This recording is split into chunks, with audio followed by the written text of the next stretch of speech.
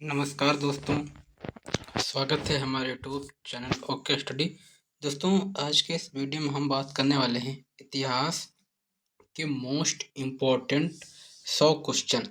ठीक है, आपका जो एग्ज़ाम डीटीएससी एग्ज़ाम का जल्द ही होने वाला है, उस एग्ज़ाम की दृष्टि से बहुत ही ये वीडियो इम्पोर्टेंट है और इस वीडियो को सभी ग्रुप के बच्चे देख सकते हैं, या आप जूनियर ग्रुप के हों, मिडिल ग्रुप के हों या सीनियर ग्रुप के हों, सारे बच्चे इस वीडियो को अच्छे से देख सकते हैं और इसको कॉपी पेन में लिख लीजिए याद करने के लिए। क्योंकि दोस्तों, आपने अगर इस वीडियो को देख लिया तो इतिहास का क्वेश्चन आपसे छूटेगा नहीं।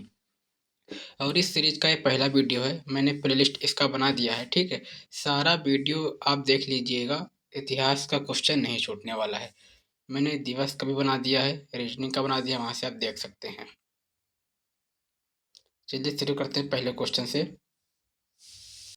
पहला क्वेश्चन है हमारा, इतिहास का पिता किसको कहा जाता है? ठीक है, तो इतिहास का पिता हम हेरोडोटस को कहते हैं। किसको कहते हैं? इतिहास का पिता हेरोडोटस को हम इतिहास का पिता कहते हैं। फिर है, सिंधु सभ्यता प्रसिद्ध थी, तो सिंधु सभ्यता जो है वो सुनियोजित शहर के लिए प्रसिद्ध थी। किसके लिए? सुनियोजित शहर। और ये जो दोस्तों मैंने अपने हैंड राइटिंग से, अपने हाथों से अच्छे से लिखा कॉपी पे, ठीक है, तो इसको प्लीज़ रट लीजिएगा, याद कर लीजिएगा। और वीडियो पसंद आ रही हो तो प्लीज़ वीडियो को लाइक शेयर सब्सक्राइब जरूर करिएगा। तीसरा है, सिंधु सभ्यता के लोगों का व्यवसाय क्या था? तो जो सिंधु सभ्यता का जो व्यवसाय, मुख्य व्यवसाय था, वो व्यापार था। क्या था? सिंधु सभ्यता के लोगों का व्यवसाय क्या था? व्यापार था। ठीक है, और सिंधु वासियों का जो मुख्य फसल था वो जौ और गेहूं था। क्या था? सिंधु सभ्यता का जो मुख्य फसल था वो जौ और गेहूं था। फिर है, ठीक है, फिर है जो हड़प्पा सभ्यता थी, ठीक है, हड़प्पा सभ्यता, इसकी सर्वप्रथम जानकारी किसने दी थी हड़प्पा सभ्यता की? तो चार्ल्स मैसन ने दी थी 1825 ईस्वी में। कब दोस्तों? 1825 ईस्वी में। फिर है मोहनजोदड़ो। मोहनजोदड़ो की खुदाई के प्रभारी कौन है? तो सर जॉन मार्शल है। कौन है दोस्तों? Sir John Marshall. फिर है हड़प्पा सभ्यता थी, तो हड़प्पा सभ्यता क्या थी दोस्तों? तो हड़प्पा सभ्यता कांस्य युग थी। कौन सी युग थी? कांस्य युग थी। मोस्ट इम्पोर्टेंट है दोस्तों, ये सारा क्वेश्चन मोस्ट इम्पोर्टेंट है, आप याद कर लीजिएगा लिख के। अगला क्वेश्चन देखते हैं, जो सिंधु सभ्यता की लिपि कैसी थी? ठीक है दोस्तों, सिंधु सभ्यता की लिपि भाव चित्रात्मक थी। कैसी थी? भाव चित्रात्मक थी। फिर है, जो मिस्र के राजा कहलाते थे, तो मिस्र के राजा क्या कहलाते थे? तो फराओ कहलाते थे। क्या कहलाते थे? फराओ कहलाते थे। फिर अगला है, जो खरोष्टी लिपि है, खरोष्टी लिपि किस तरह से लिखी जाती थी? तो खरोष्टी लिपि हम दाएं से बाएं लिखते थे। कैसे लिखते थे? दाएं से बाएं लिखते थे। ठीक है दोस्तों, फिर अगला क्वेश्चन, आदि मानव ने सर्वप्रथम सीखा था, तो क्या सीखा था? तो आदि मानव ने सर्वप्रथम आग जलाना सीखा था। क्या सीखा था दोस्तों? आग जलाना जलाना सीखा था आदि मानव। तो और आग का आविष्कार किस काल में हुआ? तो पुरापाषाण काल में हुआ। कब हुआ दोस्तों? जो आग का आविष्कार हुआ था वो पुरापाषाण काल में हुआ था। फिर है, सबसे पहला पालतू जानवर है, तो जो सबसे पहला पालतू जानवर है वो है कुत्ता। क्या है दोस्तों? कुत्ता है, वो सबसे पहला पालतू जानवर है। फिर जो सिंधु सभ्यता थी वो कैसी सभ्य थे? तो आद ऐतिहासिक थी। क्या थी? सिंधु सभ्यता थी तो आद ऐतिहासिक थी। फिर है अगला, हड़प्पा स्थित है, तो हड़प्पा जो है वो राबी नदी के तट पर स्थित है। कहाँ स्थित है? राबी नदी के तट पर हड़प्पा स्थित है। अगला देखते हैं, जो सिंधु सभ्यता का जो प्रमुख बंदरगाह है वो कहाँ है दोस्तों? तो प्रमुख बंदरगाह लोथल में है। कहाँ है दोस्तों? सिंधु सभ्यता का जो प्रमुख बंदरगाह है कहाँ है दोस्तों? लोथल में है। फिर है, हड़प्पा वासी किस धातु को नहीं जानते थे? यानी हड़प्पा वासी किस धातु से परिचित नहीं थे, किस धातु को नहीं जानते थे? तो लोहा से नहीं परिचित थे, ना ही लोहा को जानते थे। हड़प्पा वासी किस धातु को नहीं जानते थे? लोहा। फिर अगला क्वेश्चन देखते हैं दोस्तों, वीडियो अगर पसंद आ रही हो तो प्लीज़ वीडियो को लाइक शेयर सब्सक्राइब जरूर करिएगा और मुझे इंस्टाग्राम पर फॉलो कर लीजिएगा। किसी भी चीज़ की पीडीएफ, किसी भी चीज़ का नोट्स आपको चाहिए, हर आप या फिर व्हाट्सअप नंबर ले लीजिएगा, मैं ऑफिशियली डाल दूंगा, या इंस्टाग्राम की आईडी, वहाँ से देख सकते हैं। 1900 है। हड़प्पा में मिट्टी के बर्तन का रंग कैसा होता था? तो हड़प्पा में जो मिट्टी के बर्तन का रंग होता था वो लाल होता था। किस तरह का होता था? लाल होता था। चावल के साक्ष्य मिले हैं, तो चावल के साक्ष्य कहाँ मिले हैं दोस्तों? लोथल में मिले हैं एवं रंगपुर में मिले हैं। ठीक है दोस्तों। फिर है सिंधु सभ्यता का मान्यता प्राप्त काल है, तो 2500 ईस्वी पूर्व से 1750 ईस्वी पूर्व तक। फिर है मोहनजोदड़ो स्थित है, तो मोहनजोदड़ो कहाँ स्थित है दोस्तों? तो ये पाकिस्तान में लरकाना में स्थित है। कहाँ दोस्तों? पाकिस्तान के लरकाना शहर में स्थित है।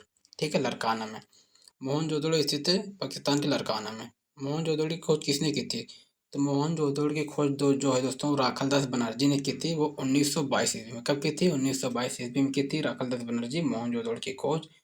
और ये जो क्वेश्चन है दोस्तों, ये क्वेश्चन पूछा भी गया आपके एग्जाम में, इतिहास से रिलेटेड। ठीक है, तो आप एक बार प्लीज़ पिछला मॉडल पेपर हल कर लीजिएगा। मैंने वो भी करा दिया है मॉडल पेपर, आप वहाँ से देख सकते हैं। जो नर्तकी है दोस्तों, नर्तकी की कांस्य मूर्ति मिली है, तो जो नर्तकी की कांस्य मूर्ति मिली है वो मोहनजोदड़ो से मिली है। कहाँ से मिली है? मोहनजोदड़ो से मिली है।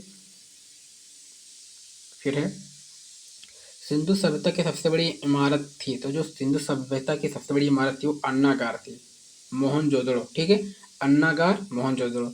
फिर मोहनजोदड़ो के प्रमुख स्मारक क्या है? तो बृहत स्मारक है। ठीक है, बृहत स्नानागार है। बृहत स्नानागार होगा। मोहनजोदड़ो के प्रमुख स्मारक बृहत स्नानागार। फिर ये जो मेसोपोटामिया का अर्थ क्या होता है दोस्तों? मेसोपोटामिया का अर्थ होता है दो नदियों के बीच की भूमि। ठीक है, आपको याद कर लेना है। मेसोपोटामिया का अर्थ है दो नदियों के बीच की भूमि। और अगला है हड़प्पा की खुदाई की थी, तो 1921 में की थी राखालदास ओ सॉरी दोस्तों दयाराम सैनी द्वारा। ठीक है, राखालदास बनर्जी तो मोहनजोदड़ो की खोज की थी। किसकी की थी? मोहनजोदड़ो। हड़प्पा की खुदाई किसने करवाई थी? 1921 में करवाई थी दयाराम सैनी द्वारा। फिर है सिंधु घाटी के लोगों की पूजा की। सिंधु घाटी के लोगों ने पूजा की, किसकी पूजा की? तो मातृ देवी की। किसी की? मातृ देवी की। प्राणों की संख्या कितनी है? तो प्राणों की संख्या हमारा 18। कितना है दोस्तों? प्राणों की संख्या 18 है। फिर है प्राणों का रचना कब हुई? तो प्राणों की रचना हमारा गुप्त काल में। कब हुई थी प्राणों की रचना? गुप्त काल में हुई थी। अगला है सबसे प्राचीन पुराण क्या है दोस्तों? चलिए बताइए। तो सबसे प्राचीन पुराण जो है वो मत्स्य पुराण है। क्या है दोस्तों? सबसे प्राचीन मत्स्य पुराण है। फिर है पुराणों के रचयिता हैं, तो लोमहर्ष एवं उग्रश्रवा है। क्या दोस्तों? लोमहर्ष एवं उग्रश्रवा। फिर है वेद, तो सबको पता है जो वेद है वो 4 प्रकार के होते हैं और वेदांग 6 प्रकार के होते हैं। ठीक है, वेद 4 प्रकार के होते हैं, ऋग्वेद, सामवेद, यजुर्वेद, अथर्ववेद। वेदांग कितने होते हैं? 6 होते हैं। अगला है उपनिषदों की संख्या होती है, तो उपनिषदों की संख्या 8, 108 होती है। कितनी होती है? उपनिषदों की संख्या 108 होती है। अगला है पुराणों का अध्ययन करने वाला प्रथम मुसलमान कौन था? तो पुराणों का अध्ययन करने वाला प्रथम मुसलमान अल ब्रूनी था। कौन था दोस्तों? अल ब्रूनी। उपनिषद का विषय वस्तु क्या है? तो उपनिषद का विषय वस्तु है दर्शन।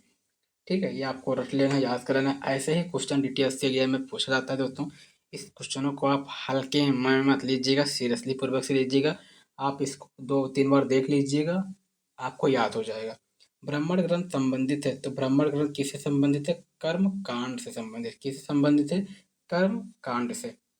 ठीक है दोस्तों, अगर आप इस किसी भी चीज़ का पीडीएफ, किसी भी चीज़ का नोट्स लेना चाहते हैं, ठीक है, तो हमारे इस ऑफिशियली नंबर पर आप मैसेज करना, सिर्फ व्हाट्सअप मैसेज दोस्तों, 6306543806। ये मेरा ऑफिशियली नंबर है। इस नंबर पर आप व्हाट्सअप मैसेज करना, यहाँ से आप किसी भी चीज़ की पीडीएफ मेरे से ले सकते हैं। ठीक है, लेकिन इसके लिए दोस्तों आप तभी मैसेज करना अगर आप कुछ पे करना चाहते हो, क्योंकि दोस्तों फ्री की चीज़ें का कोई वैल्यू नहीं रहता है। ठीक है, तो इसका ज़्यादा मैं लेता नहीं हूँ, सिर्फ 30 रुपया आप डालना है, बस 30 रुपया। ठीक है, मैंने वैसे नहीं करवा रहा हूँ। आप 30 रुपये डालोगे तो आप इस पीडीएफ का वैल्यू भी करोगे। ठीक है, तो अगर आप चाहिए तो मैं सेंड कर दूंगा, नहीं चाहिए तो आप इसको लिख लीजिएगा। अगला है सबसे प्राचीन वेद क्या है? तो सबसे प्राचीन वेद हमारा ऋग्वेद है। ठीक है, सबसे प्राचीन वेद क्या है? ऋग्वेद है। गद्य एवं पद वाला वेद है तो यजुर्वेद है। शतपथ ब्राह्मण संबंधित है, तो शतपथ ब्राह्मण जो है वो यजुर्वेद से संबंधित है। किससे संबंधित है? जो यजुर्वेद से संबंधित है। फिर है तंत्र मंत्र का उल्लेख मिलता है। तंत्र मंत्र का उल्लेख अथर्ववेद में मिलता है। किसमें मिलता है? तंत्र मंत्र का उल्लेख अथर्ववेद में मिलता है। अगला है भारतीय संगीत का जनक कहलाता है। भारतीय संगीत का जनक हमारा सामवेद कहलाता है। कौन कहलाता है भारतीय संगीत का जनक? सामवेद। फिर है गायत्री मंत्र। गायत्री मंत्र किस वेद से लिया गया है? तो जो गायत्री मंत्र है दोस्तों बहुत मोस्ट इंपॉर्टेंट है, वो ऋग्वेद से लिया गया। किस वेद से लिया गया? ऋग्वेद से लिया गया। गायत्री मंत्र किस देवता को समर्पित है? तो सावित्री, जिसको हम सूर्य देवता बोलते हैं। ठीक है, गायत्री मंत्र सूर्य देवता को समर्पित है।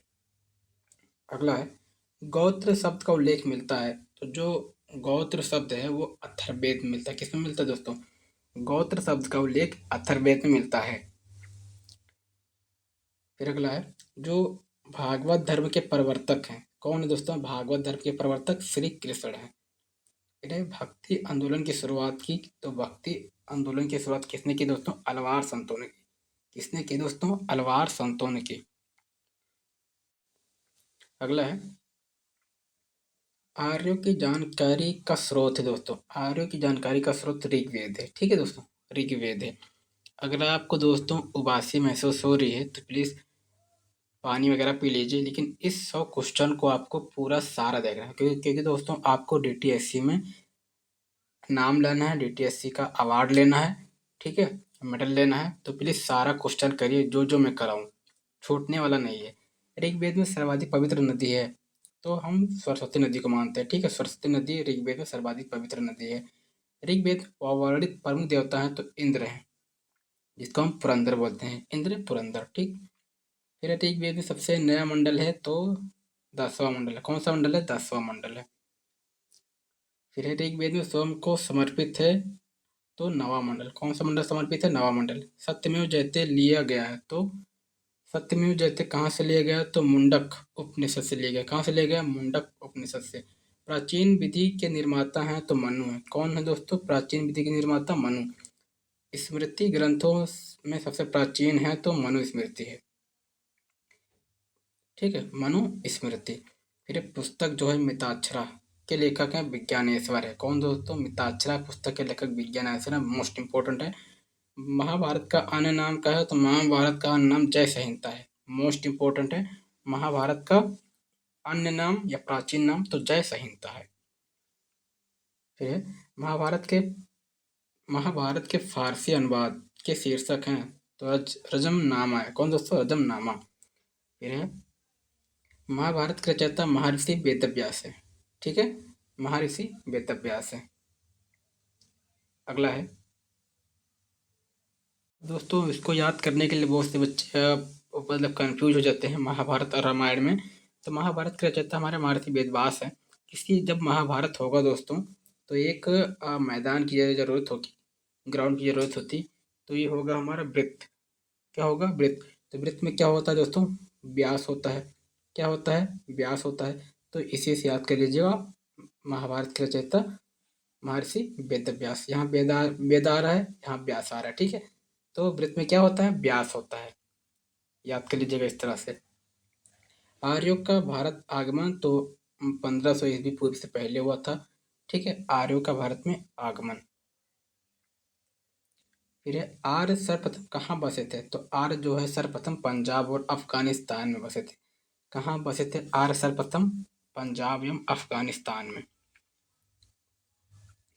फिर ऋग्वैदिक आर्यों की भाषा क्या थी? तो संस्कृत थी। जो ऋग्वैदिक आर्यों की भाषा थी वो संस्कृत थी। आर्य लोग भारत आए थे तो मध्य एशिया से आए थे। कहाँ से आए थे आर्य लोग? मध्य एशिया से भारत आए थे आर्य लोग। Most important. शून्यवाद का प्रतिपादक तो नागा अर्जुन थे। कौन थे दोस्तों शून्यवाद का प्रतिपादक? नागा अर्जुन। फिर है दोस्तों गौतम बुद्ध का जन्म स्थल है। तो गौतम बुद्ध का जन्म स्थल लुम्बिनी है। 563 ईसा पूर्व। बुद्ध की मृत्यु कहाँ हुई थी? कुशीनगर में हुई थी। कब हुई थी? 483 ईसा पूर्व में हुई थी। बुद्ध की मृत्यु की घटना कहलाती है तो महापरिनिर्वाण कहलाती है। क्या कहलाती है? महापरिनिर्वाण। गौतम बुद्ध के प्रथम गुरु तो अलार कलाम थे। कौन थे दोस्तों गौतम बुद्ध के प्रथम गुरु? अलार कलाम।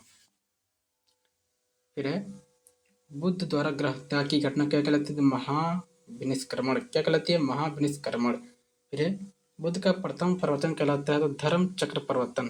क्या कहलाता है? धर्म चक्र प्रवर्तन। बुद्ध ने प्रथम उपदेश कहाँ दिया था? तो बुद्ध ने प्रथम उपदेश सारनाथ में दिया था। मोस्ट इंपॉर्टेंट है, ठीक है। बुद्ध प्रथम उपदेश कहाँ दिया था? सारनाथ में दिया था। अगला है, बुद्ध ने किस भाषा में उपदेश दिया? तो पाली में उपदेश दिया था, ठीक है। बुद्ध ने किस भाषा में उपदेश दिया? तो पाली में उपदेश दिया था। बुद्ध ने सर्वाधिक उपदेश कहाँ दिए हैं? तो श्रावस्ती में दिए हैं। बुद्ध ने सर्वाधिक उपदेश श्रावस्ती में दिए हैं। फिर बौद्ध धर्म के तीन रत्न हैं, तो बौद्ध धर्म के तीन रत्न हैं बौद्ध धम्म एवं संघ।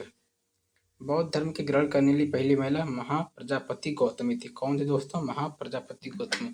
दोस्तों वीडियो का कंटेंट, वीडियो का क्वेश्चन अगर पसंद आ रहा है तो प्लीज़ वीडियो को लाइक शेयर सब्सक्राइब जरूर करिएगा। प्रथम बौद्ध संगीति क्या थी दोस्तों? 483 राजगिरा थी। द्वितीय बौद्ध संगीति वैशाली थी। तृतीय बौद्ध संगीति 251 पाटलिपुत्र थी। मोस्ट इंपॉर्टेंट है। फिर चौथी बौद्ध संगीति प्रथम शताब्दी कुंडवन कश्मीर थी दोस्तों। अगला है बौद्ध धर्म के प्रमुख ग्रंथ पिटक। इसमें क्या? विनय पिटक, सुत्त पिटक, अभिधम्म पिटक। ठीक दोस्तों, बौद्ध धर्म का पूजा स्थल है तो चैत्य मंडप है। क्या है दोस्तों? चैत्य मंडप। बुद्ध चरित्र के लेखक हैं तो अश्वघोष हैं बुद्ध चरित्र के लेखक। आजीवक पंथ का प्रवर्तक तो मक्खाली घोषाल है। कौन दोस्तों? मक्खाली घोषाल। फिर हिजरी संवत की शुरुआत हुई 622 ईस्वी पूर्व में। सिखवाद का प्रवर्तन है तो 1500 है। इस्लाम के प्रवर्तक हजरत मोहम्मद साहिब हैं। हजरत मोहम्मद साहब का जन्म 570 ईस्वी में हुआ था। कहाँ हुआ था हजरत मोहम्मद साहब का जन्म? तो मक्का में हुआ था, ठीक है। 570 में हुआ था और मक्का में हुआ था। जैन धर्म के प्रथम तीर्थंकर थे तो ऋषभदेव थे। जैन धर्म के अंतिम तीर्थंकर 24वां तो महावीर स्वामी थे। जैन धर्म की जीवनी का उल्लेख है तो कल्पसूत्र में है। सूफी धर्म के आंदोलन का विकास तो 9वीं सदी में हुआ था। महावीर स्वामी का जन्म 540 ईस्वी में हुआ था। कहाँ हुआ था? वैशाली में हुआ था। महावीर स्वामी की मृत्यु हुई थी तो कहाँ हुई थी? 468 ईस्वी में हुई थी। पावापुरी में हुई थी। कहाँ हुई थी दोस्तों? पावापुरी। महावीर स्वामी का जन्म तो वैशाली में हुआ था 540 ईस्वी पूर्व, और मृत्यु 468 ईस्वी पूर्व कहाँ हुई थी? पावापुरी में हुई थी। और जो महावीर स्वामी किस राजघराने से पैदा हुए? तो क्षत्रिय। क्या नाम था दोस्तों? क्षत्रिय। और महावीर की जो प्रथम अनुयायी का क्या नाम था? जमाली नाम था। क्या नाम था? जमाली। महावीर एवं बुद्ध दोनों के उपदेश बिंबिसार के शासनकाल में हुआ था। कब हुआ था? बिंबिसार के शासनकाल में। दोस्तों ये हमारा इतिहास का, हिस्ट्री का 100 क्वेश्चन पूर्ण होता है, ठीक है। 100 क्वेश्चन, और इस वीडियो का ये हमारा पहला क्वेश्चन है। कौन सा क्वेश्चन है दोस्तों? पहला क्वेश्चन मतलब पहला वीडियो है, ठीक है। और इस वीडियो में हम, इस सीरीज में हम 10 वीडियो लाएंगे इतिहास से रिलेटेड, और सारा क्वेश्चन आप रिकवर कर देंगे, ठीक है, कवर कर देंगे। तो मिलते हैं नेक्स्ट वीडियो में, तब तक के लिए धन्यवाद।